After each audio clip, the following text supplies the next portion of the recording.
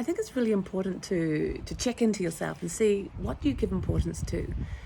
Do you give importance to the world and the stuff and the things?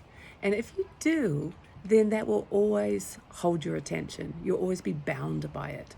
It is the source of your happiness. It is the source of your sadness. It is the source of what you believe you are, because you are then putting all the attention into these worldly possessions, and it is then the gauge of how good you are and how well you're doing in life.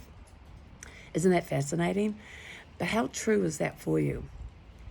If you put importance into you and discovering who you are, recognizing who you are being, what your emotional content is, if you can change that, your view on life, your take on reality, your knowledge of the spiritual, your experience of God.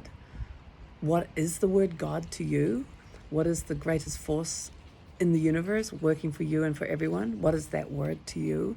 When you start making that more important and your curiosity, everything changes. You're not bound by the world, you're dancing in it. You're not gauging who you are because of worldly possessions. You are instead curious about who you're being in this moment as a relationship to the divine.